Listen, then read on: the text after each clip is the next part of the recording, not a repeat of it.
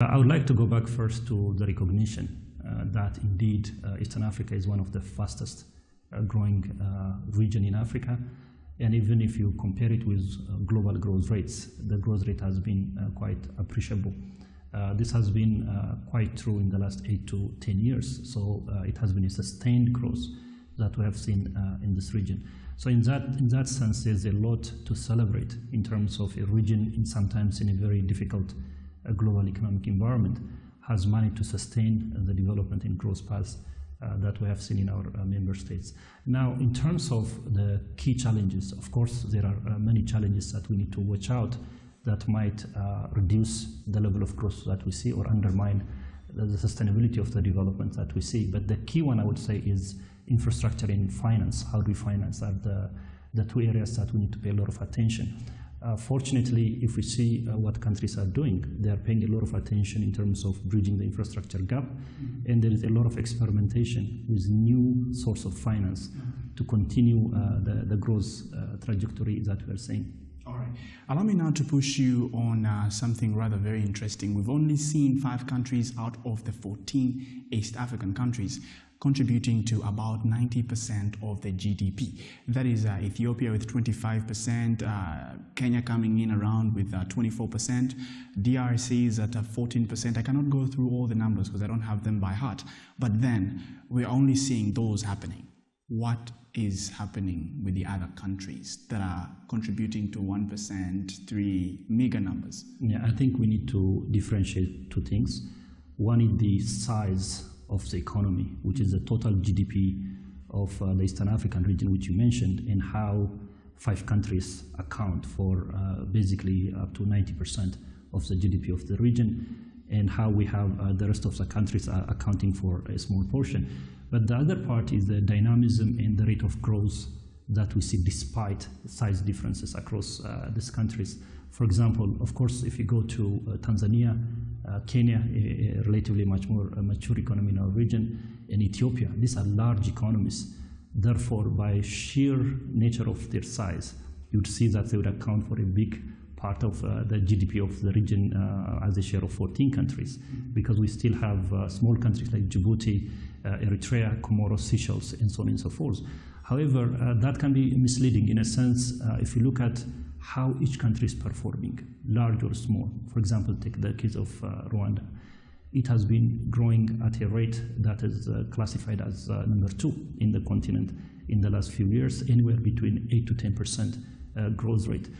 If you delve deeper in the macroeconomic management within Rwanda, if you look at export growth within Rwanda, if you look at different dimensions of economic performance, you start to appreciate that despite Rwanda counting a small share of the regional economy in Eastern Africa, its dynamism and performance nonetheless is quite interesting, even compared to some larger economies. So we shouldn't focus too much on the size difference in terms of economy in absolute terms across countries, but the relative performance and how every year they are making improvement in investment, in growth, in substantive sectors, let's say education, health, and so on and so forth, is what would ultimately matter long term to the people in these countries. Allow me to push you to the Africa Continental Free Trade Area that was signed in Kigali March the 21st.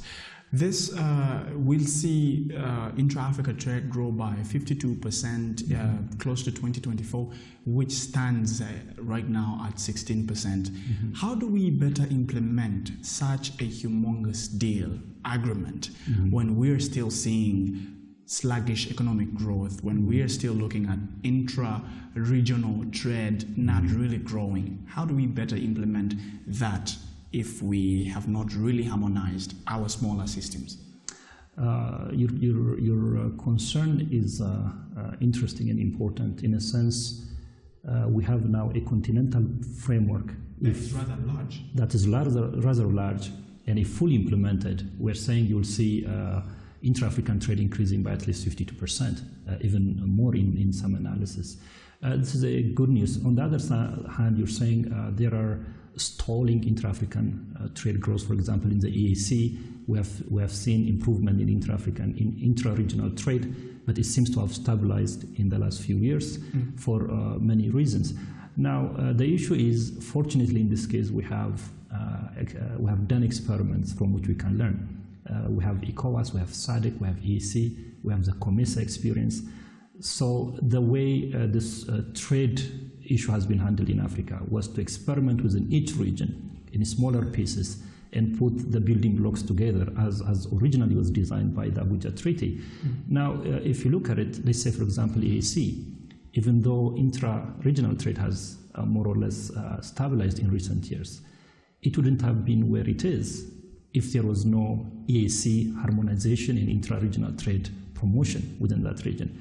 If you look at SADC, without SADC, if you have a question that says, where would intra-SADC trade would be today without the SADC framework, it would have been much lower than today. So we have learned a great deal in terms of what makes the smaller blocks work.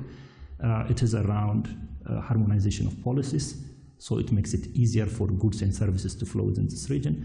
It's about linking markets through infrastructure, so there is a greater deal of road infrastructure, rail and energy and so on and so forth, so because they have if you do not integrate these markets effectively, the effect of a free trade in that region will not be much higher compared to an environment where infrastructure is much integrated. So we need to take this kind of lessons from what we have done in each of the region with regional trade blocks and take it higher to the continental free trade area and implement. So the kind of lessons you get is we have to invest heavily. We need to continue to invest on infrastructure, all kind of infrastructure, soft and hard infrastructure, including policy harmonization, including reducing any kind of barrier to this continental trade, as well as the hard side of infrastructure, including communication technology, ICT, energy, transportation, including maritime transportation in some cases. So I think we have learned enough to take it towards effective implementation of the CFTA.